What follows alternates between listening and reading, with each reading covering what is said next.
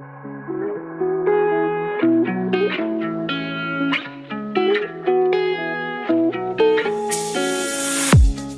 listening to an AINC original podcast. We believe you don't have to do life without a compass. Let us be your guide on this amazing journey. Welcome to Navigating Life with Vision Loss.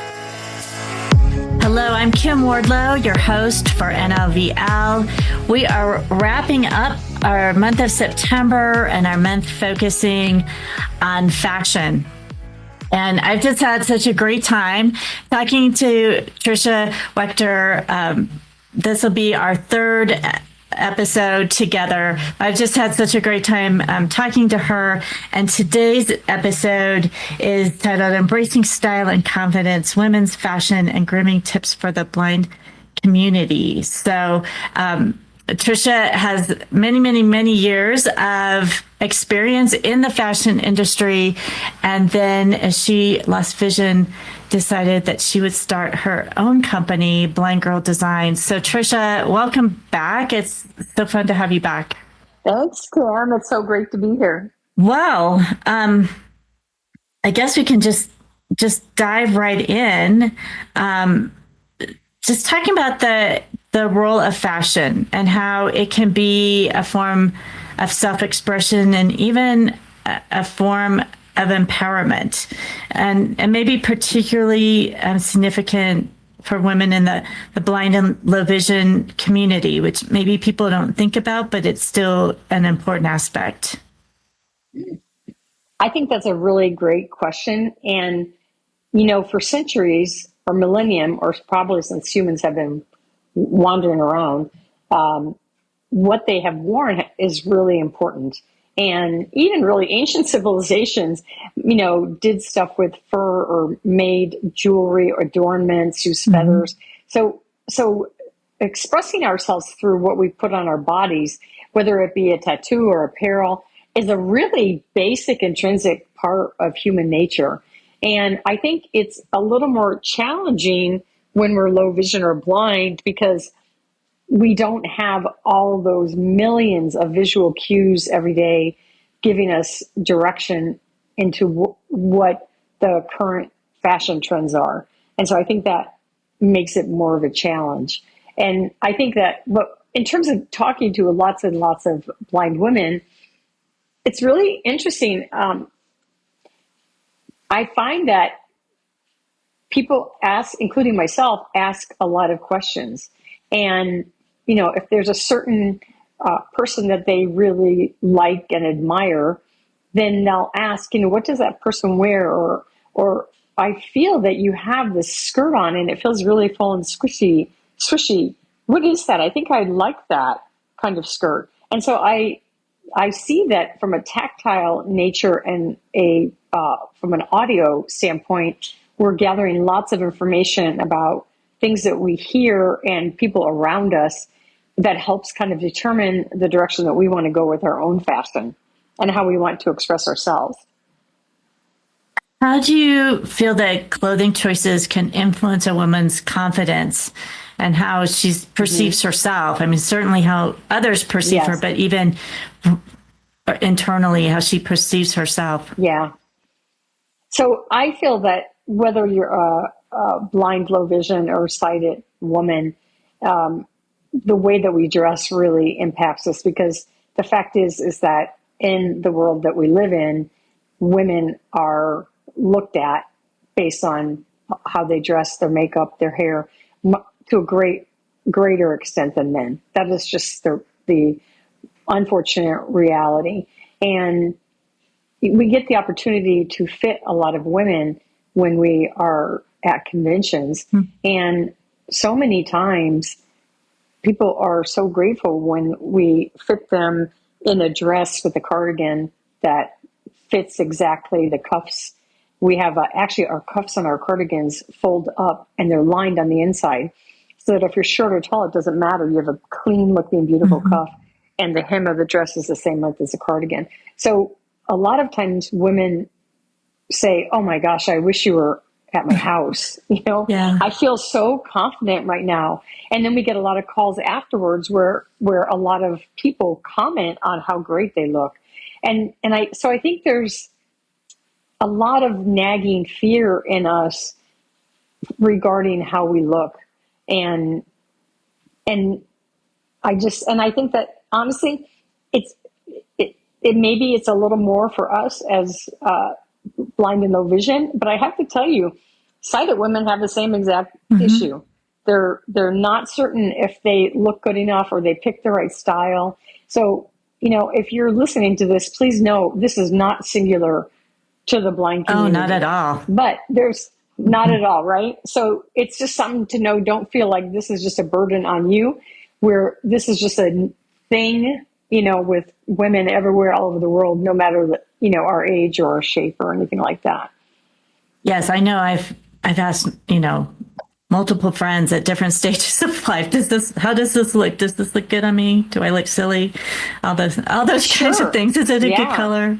And I think that, and again, when we've spoken earlier about this, but reaching out to a trusted person or persons or people around you or your friend group in terms of what they think about it, and then shopping with other people, whether they be sighted or blind, I think is a great way to boost our confidence, because then we get to try on a whole bunch of different stuff and know if it feels grabby at our waist or it pulls up at our crotch or too tight across our chest, things that we can feel because it's tactile, right?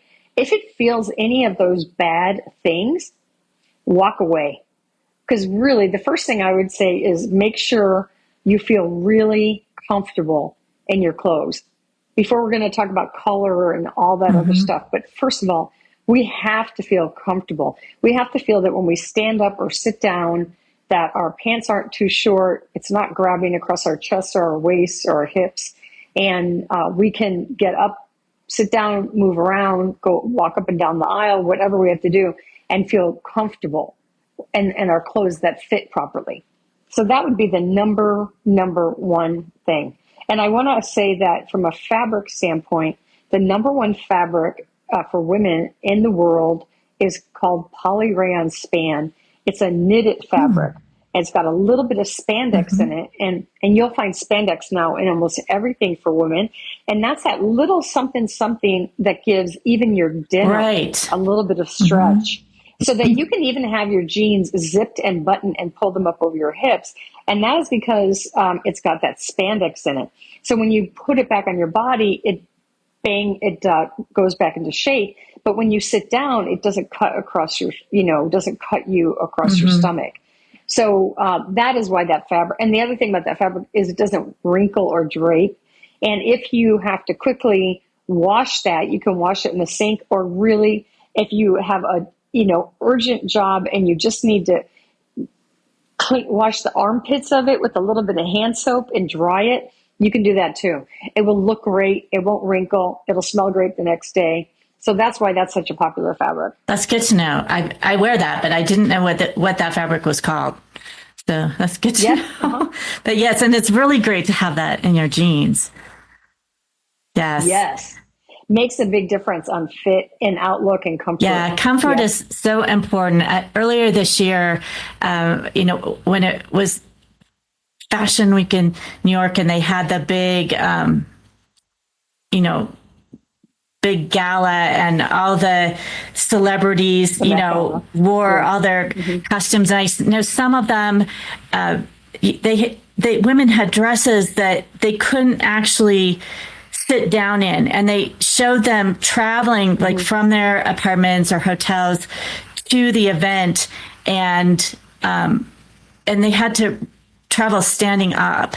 And I get it. Like it's a special thing. This is not something they do every day. But even just for an evening, I thought I wouldn't want to do that.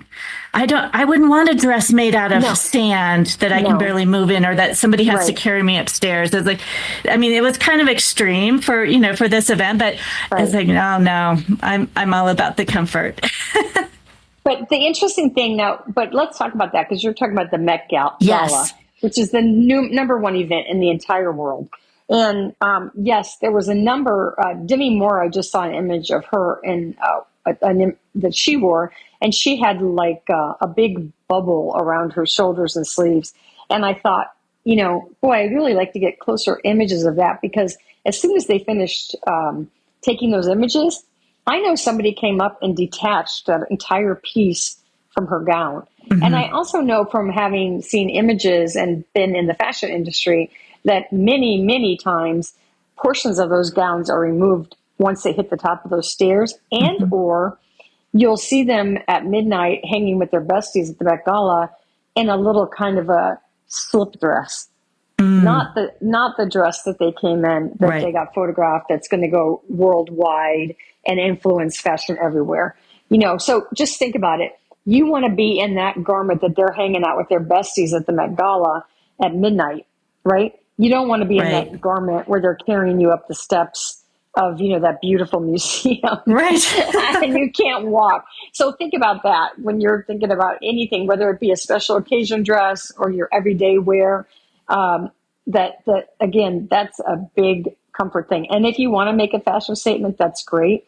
But generally for the rest of us, if we go to a special event, we're going to be doing it for 4 or 5 hours. If it's a work thing, we're going to be doing it for 8 to 10 hours. Mm-hmm. So we really, really have to know if we want to commit to that for that length of time.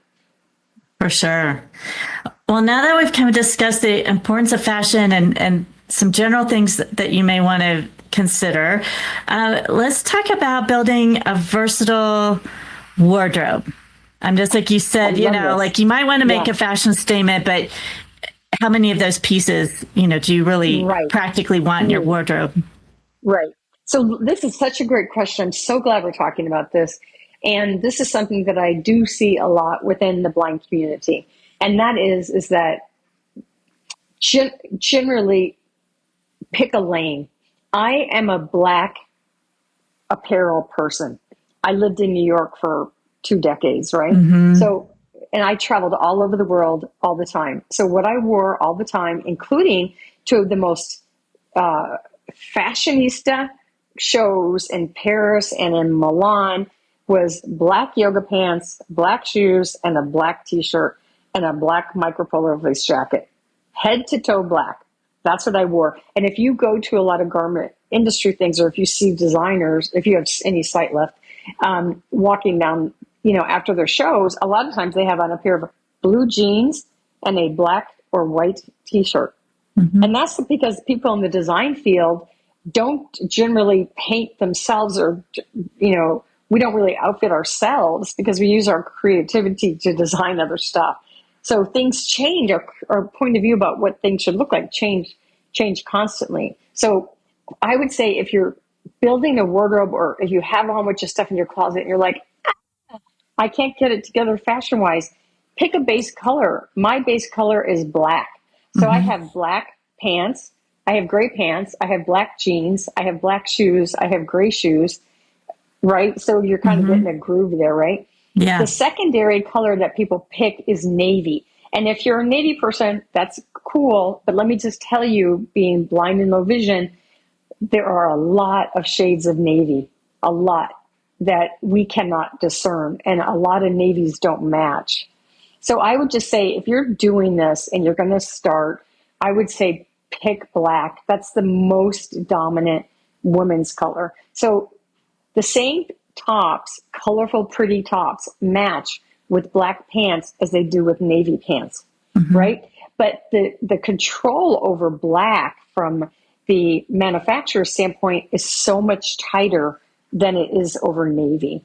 So build a base, build a color base. And then the third one, which is not as big for women, is khaki. That's a much bigger color base for men. Mm-hmm. But some people are warm tone people, so they pick khaki.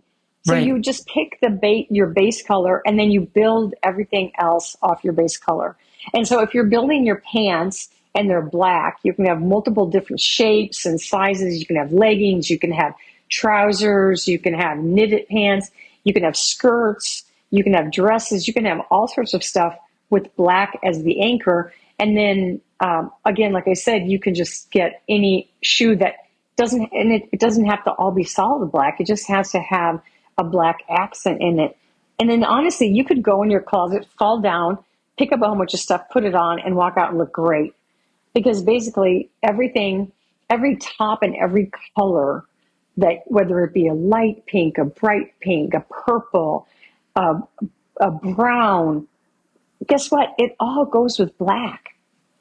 And now if you pick black, you can pick a denim color. A lot of women prefer a darker blue denim color that's not really distressed or banged up, but they just want to have that jean thing. Incredibly enough, that also goes with all those tops as well. So from a confidence standpoint, I feel like it's a great thing to know that we can bumble in our closets and come out looking great, because all of our color is kind of gymboree pre-matched together. Right. And it'll all coordinate. Yeah, it all coordinated. So sometimes people will say to us, oh no, they only have that pant in navy. And you're like, oh, I love that pant. It fits so well. But I'm just going to tell you, take a deep breath, take a minute. Okay.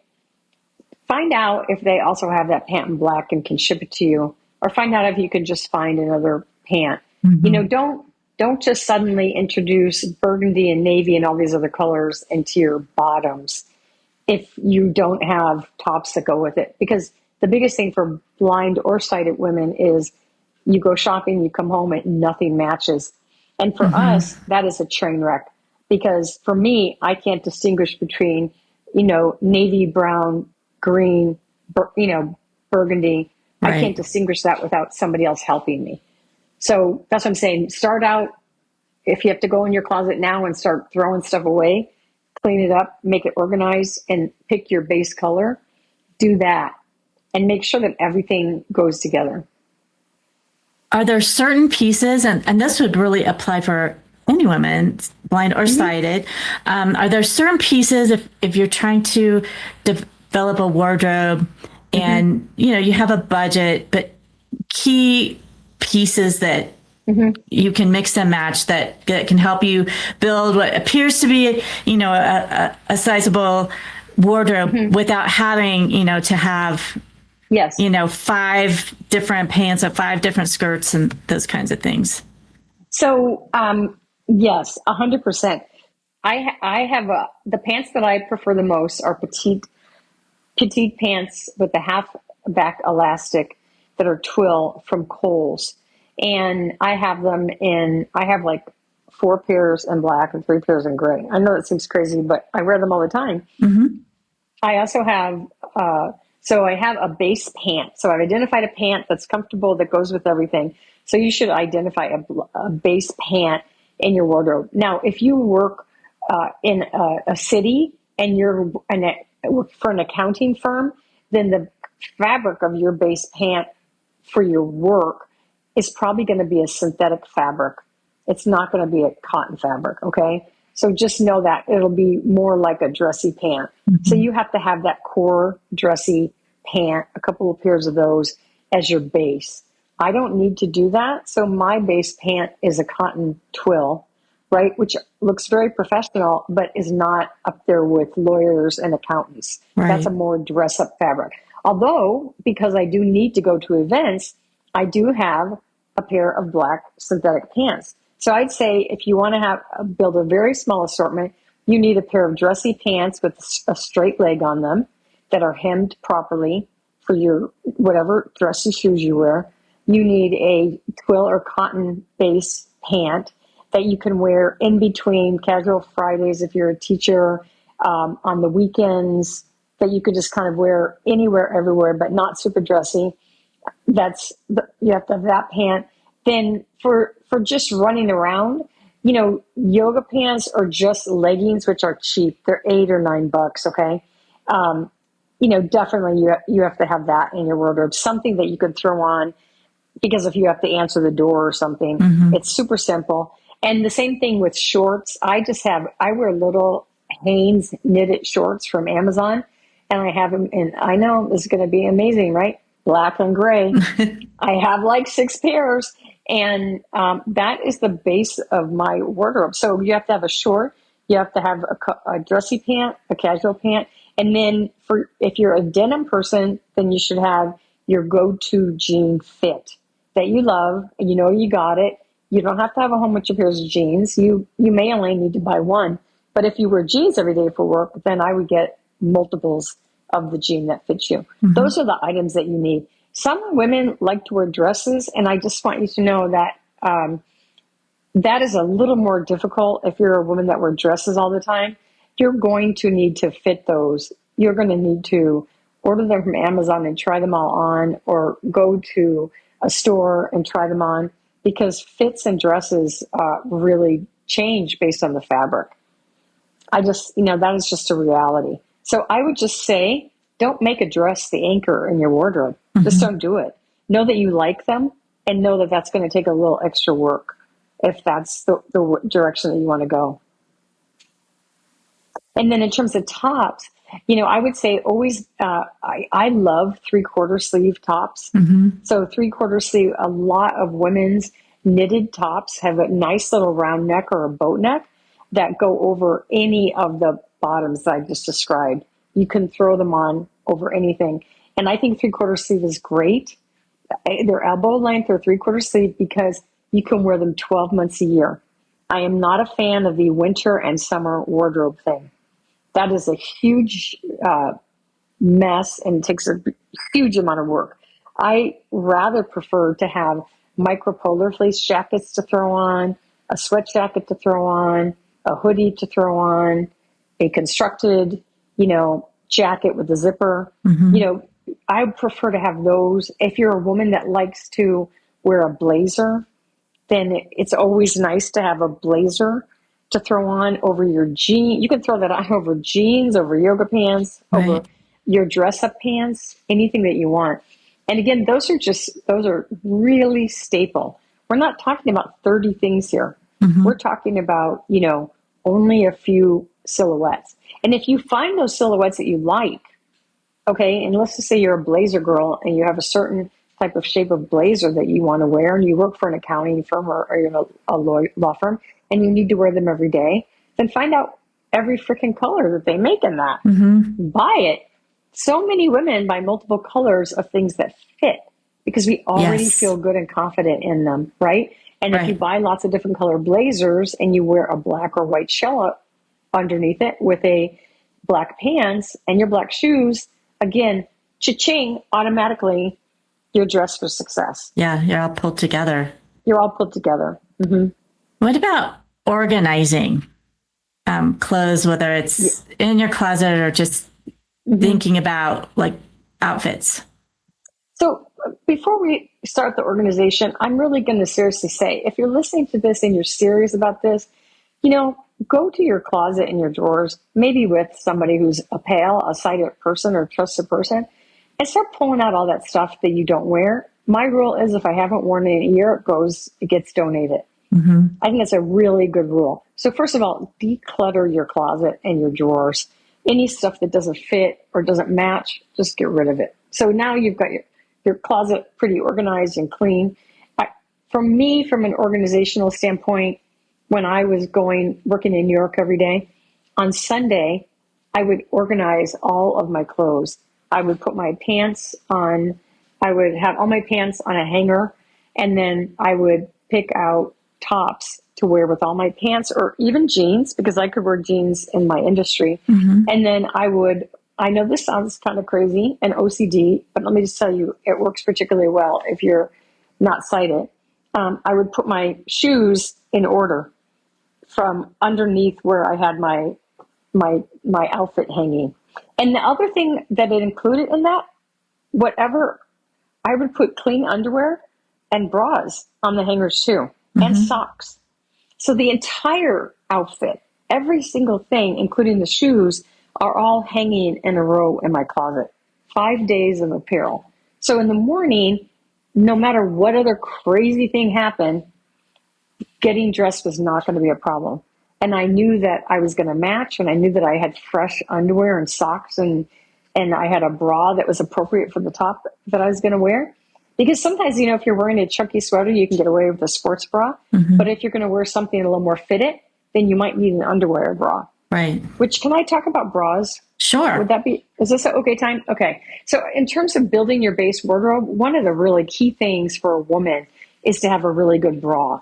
And I know that I've talked to a lot of women who wish they had a good bra. And one of the things is, depending on if we have a really large chest or as we age, we need a little extra support in order to look really good in our clothes. And sometimes if we don't have the correct support, it just puts too much strain on our back, or we have that big bulge where our bra ends in the back, and there's like bra fat on the back, right, which we can feel it. It makes us feel not very confident because we know you can see it. So I would say, it's really important to get fitted for a bra. And you can get fitted for a bra at any department store. They have huge areas with lingerie, and they'll fit you for a bra. And when you get fitted for a bra, listen, if you don't want an underwire and it cuts you, you tell them, that does not feel good. Or if you like how the underwire lifts you up and makes you feel better, then you tell them. They want to hear what you want to say. They want to get you fitted properly. And you may get a more constructed bra for work, and you may get a really good sports bra for all the rest of the time. So, but get fitted properly and know your bra size. Is your back of your bra 40? And is your cup size B or D? Because like when people call to place orders for me, one of the first things I ask if they don't know what their size is, what's your bra size? Both the width of your back and the size of your cup. Because that's going to determine really what size t-shirt you wear, what size dress you wear, what size cardigan you wear. So you should always know that size. And you should feel comfortable in your bras and feel confident in your bras. And this is for whether you have a really small chest or a really large chest, doesn't matter.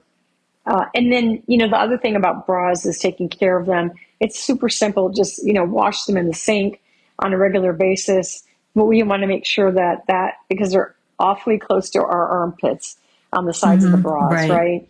And so we just want to, and they're very expensive. And so we really can't usually have a lot of bras compared to some of the other stuff we have. So better to invest in a good bra, take care of it. You can throw it in the wash, no problem, but you can also hand wash it and dry it overnight. So that's just something I would say. And from a confidence standpoint, I see women that feel confident in their bras and know that all of their shirts are feeling really good, their backs don't hurt, and that really does make an impact on us to have that proper fit. That is such good advice, and that is so true. You don't want straps cutting into you or all those kinds of things. So I used to have them falling down. We used to fall down on my shoulder. I don't know. That too. Well, either extreme. Yeah, that is like so. Either extreme. It's not very. It's good. Does not make you feel good. No. Yeah, and even if nobody sees it, you just it affects you. Yeah, it's uncomfortable. Right? Yeah. Well, and that leads us a little bit as we're talking about fashion and some of the extra things about fashion. It kind of leads us also into grooming and skincare and makeup and those kinds of things, because if you have all your outfits and then you want your your skincare to be good, so you feel confident about how your face and your actual person looks. So this can be a very extensive conversation. We could do a podcast for 5 years just on this particular conversation. Yeah. But just in general, let's just talk really quickly about hygiene. So from a hygiene standpoint, not in every country, but in the United States, women generally shave their armpits and their legs. So depending on if you have control of a razor and you feel confident in shaving your armpit or your legs, generally I can feel my hair. So I can, even if I can't see it, I can tell if I've gotten the hair there. Then I get like I just use women's disposable razors, which they have triple razors, and they usually now have, some kind of creams and stuff on them. And I'm able to shave my armpits pretty quickly. And so usually after I shave my armpits, pat them to dry, and then I immediately put deodorant underneath my arms just, what the heck? You're already up there and might as well do that. So nod to the cleanliness. I don't have to worry about that. The same thing with shaving their legs. If you don't feel confident in using a razor, then there is cream depilatory that you can use. It's creamy stuff. You put it under your arms and it melts the hair away. And then you take towels, like a wet, damp washcloth, and you wipe it off, and it will wipe the hair off. So know that is another option if you feel like you don't have control of your of a razor. So those are two things that and particularly the armpit hair affects smell. And so I think it gives women an edge on that smell thing because of the not having the armpit hair. And I'd say on the deodorant standpoint, use I use a more drier stick because I don't like the ickiness of the roller thing. So make sure that you're picking a deodorant type that you like that lasts some 24 to 48 hours. That's your standard deodorant that you can put. And then every time you put your deodorant on, which, I would suggest washing, putting water in the sink, doing a little bidet thing. First, of course, using a clean washcloth, washing your face, around your face, your neck, your ears, definitely your eyes, those crusty little things in your eyes that you don't see, around your mouth, the edges of your mouth. Just scrub all of that. A clean washcloth will exfoliate your skin and freshen up your skin really, really nicely, which is something that women are particularly interested in. So just know, just a clean washcloth with water on it will do that. And then the next thing to do then is to wash your pits. With the same washcloth, you can now add a little soap to the water if you haven't already done that, and then wash your pits, and then wash your crotch, wash that whole area, and then, throw that washcloth in the, dirty clothes, and have 10 clean washcloths. That is a cheap investment to make sure that we can have really good hygiene every day and that we smell good. Because no matter how great our clothes are and how organized they are, if we pit out our shirts within the first hour, we are going to feel terrible all day. So that's like one thing. The other thing is dental, making sure that our teeth are really clean, and that is brushing, every morning and every night. And I am a big flosser. I have floss by my bed. I have floss on my table. I use floss sticks. They're these little plastic sticks. Yeah. And the sticks have a little trick, like on the back, you can flip them, and they've got a little pointy thing, and you can take them and go in between your teeth with a little plastic pointy thing. And they're cheap. For $1, you can get 100 of them at the dollar store. So I'm a really big fan of this. It makes sure we don't get any plaque on our teeth, and our teeth look really clean. And since we can't really see them, that's like a really important thing for us. And one of the things that I had mentioned in another episode is, in terms of mouth freshness, I always keep a little tiny tube of toothpaste in my purse. Literally, I just squirt it on my finger because it's tactile and I can find it. I squirt it on my finger, I rub it in my mouth and on my tongue, and then I swallow it, and my whole mouth feels refreshed. So if you need a little midday pickup and you don't have other choices, then that's actually a really good choice. From a hair standpoint, get your hair trimmed every single month. Have somebody professional, whether it be Supercuts or a salon, depending on, where you're at in life and what you're doing. Get those ends trimmed. Make sure that there's not, the color isn't growing out if you color your hair. Just make sure that it looks neat and tidy is a really important thing. And for women, nails are really important. So I have a metal nail file, and I just regularly use my nail file. I have a very inexpensive metal nail file, and on the back of the nail file, it's curved. So I use the back of the nail file and I push down on my cuticles. Now, one thing you might feel on your fingers if you're not familiar with, or you haven't done your nails, is that there's a skin that grows up over our fingernails. Right. And it's not commonly acceptable in the United States for women to have cuticles growing on their fingernails. So if you don't go to get a manicure occasionally, which you can do for $12, by the way, then, and you're doing your own nails, then, one thing that you should do is push your cuticles back. So I use this little tool and I push my cuticles back pretty much all the time to make sure that my nails are completely free. And then I use the nail file and I just follow the curve, of my natural nails. And the other thing is, our toenails are important with women because we wear a lot of open-toed shoes and sandals. You can use the nail file on your feet as well. Yes. You don't have to use a nail clipper, which can cut our skin and create bleeding and all sorts of terrible things like that. But if you regularly use a nail file on your nails, on your toes, then you can keep them nice and clean. And, toes have cuticles too, guys. So just, push the cuticles on your toes back as well. And that is just like a super simple, handy tool. And those are just two things that just give us that little edge to make sure that our hands are always going to be clean and our, skin is always going to be clean. Now, in terms of makeup, I've heard a lot of blind women that love to go to Sephora because they will do free makeup on you, and they seem to be very well trained. So if you want to experiment with makeup, that's a great place to go. Another place is any department store. I use Clinique because I don't like fragrance in my makeup and I'm allergic to all that fragrance stuff. So in terms of if you decide to wear makeup and you want to use a base makeup, the one thing I would say for us as blind people is to use a sponge to put the base on, to make sure that it's spread evenly, and make sure you go over your chin to under your neck because we don't want any lines where your makeup ends.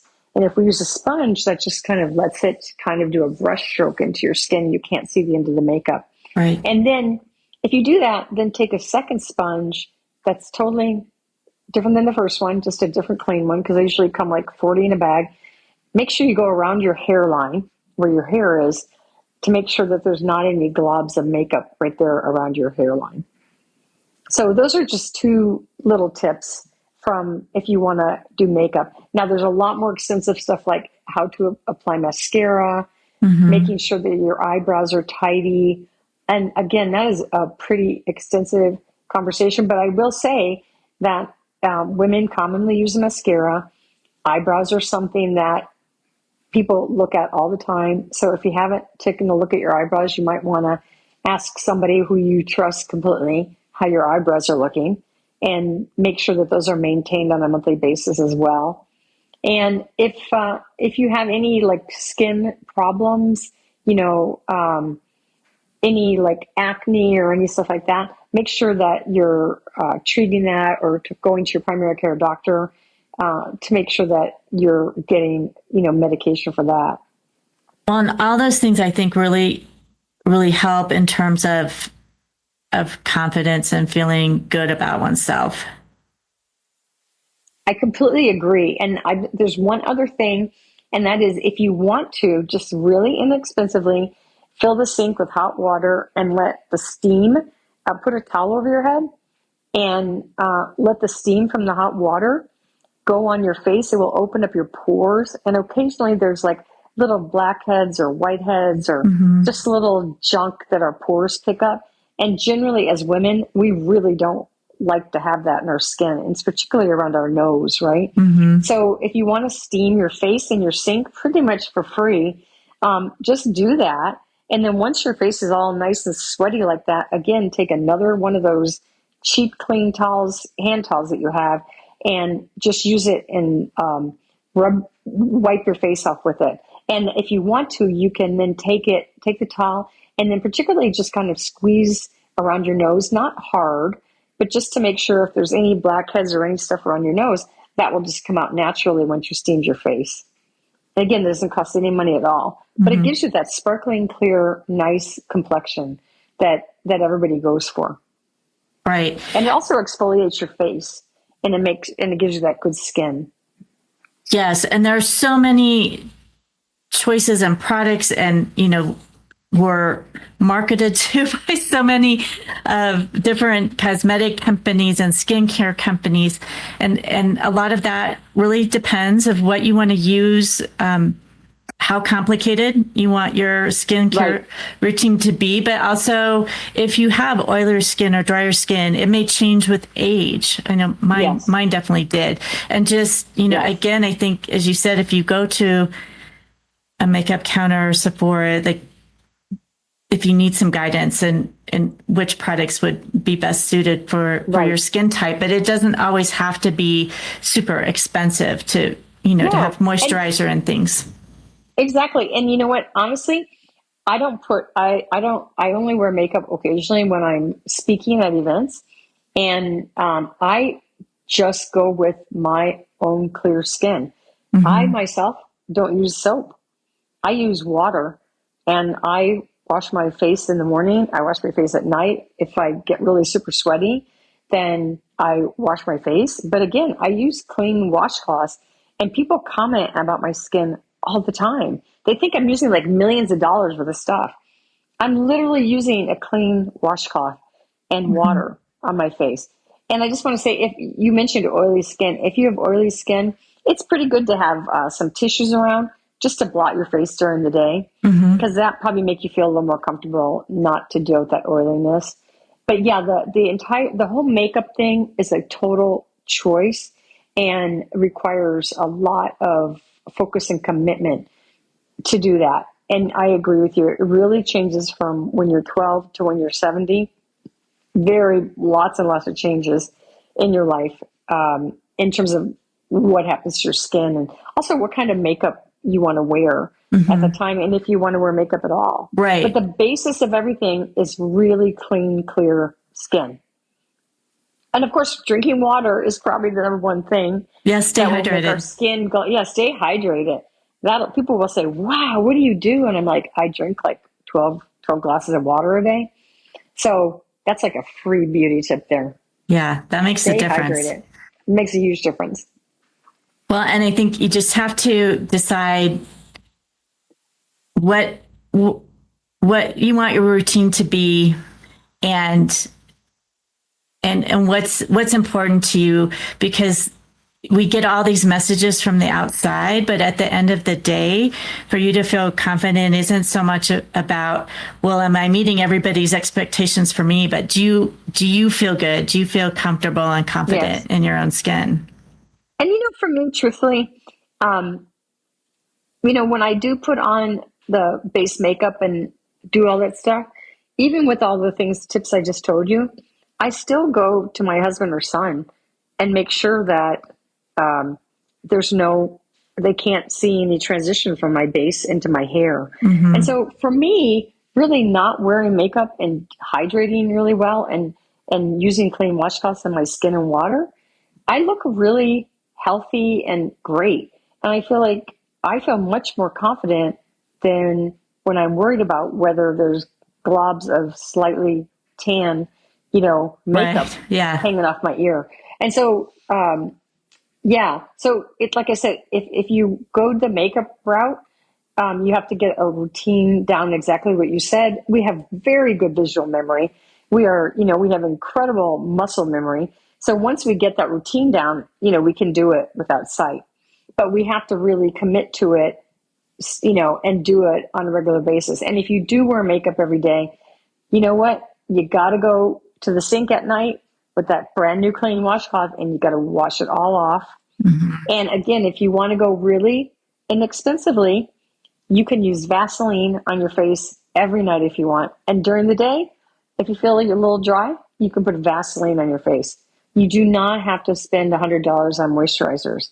If you want to, you can, but you literally, and so my two favorite things to put on my hair and face, olive oil and avocado oil. Oh, wow. And when you talk to stylists, when they say, what do you do with your hair? I'm like, I put olive oil in it every night. I massage a little, I rub it on my hands and I rub it into my hair. And they're like, wow. They're like, I do too. Like they start telling me, they're not using these products that they're selling. they're putting avocado oil on their face and in their hair. And it's really great on your, hands too. Literally, you can cook some spaghetti and then, and moisturize with the olive oil. And moisturize it. Avocado oil and olive oil are like the best things in the whole world for like everything. So know that you can, I absolutely do that. 100%. I don't use other conditioners or moisturizers. I use olive oil. I have a bottle of olive oil in my bathroom. Smear it on my neck and my face at night, rub it in my hands, and then rub it through my hair. And then voila. So super simple and accessible and not expensive. And your skin will look great, and so will your hair. Well, Trisha, this has been such great advice and great tips. Any final thoughts as we're wrapping up? Wrapping up our month of fashion? Yeah. I have met some women are really into goth, and they have like corsets on with these big full skirts and boots, and people that are really into hard rock, and then women who just really like flowery prints. And I have talked to some women who have been totally blind since birth and have kind of discovered their fashion just kind of along the way by asking questions and seeing how things feel and knowing what's appropriate for events. And so I just would encourage everyone to know that fashion is completely accessible, and that everybody asks everybody else about fashion. This is a topic of conversation among all women. And so if you're more interested in expanding and expressing yourself through fashion, then get in on the conversation. Start asking about, do they have any, is there such a thing as any kind of a flower t-shirt, or, do they have, this or that, or I really like this, or I heard somebody talk about this. Get engaged in the conversation so you can find the stuff that you love, that you think will really express who you are as a person. Well, thank you again. I want to be sure people know where to find you at Blind Girl Designs. So our company is Blind Girl Designs. Our website is, as I say, just shout at your phone, blindgirldesigns.com, and we will pop up. And you can place an order. We take like every kind of payment in the whole world, but you can also just tap on the phone and it will dial directly to us, and we take a ton of phone orders. And then we also help, fit by your description of, what your size is. And so we're really, really happy to do phone orders. And our phone number is 862-448-1011. But it's a live link on our website as well. And we have t-shirts, hoodies, dresses, cardigans, and we've got tons of white canes for White Cane Day all over our prints. And we'd love you to come and see what we do at Blind Girl Designs. Yeah, I have some of Trisha's pieces and I love them, and they're super comfortable. So, as well as being fun.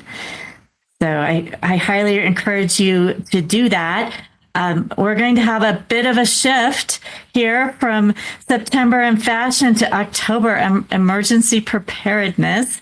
And again, with that extra twist of specifically looking at what a person who's blind or has low vision might need to consider as you're preparing for an emergency.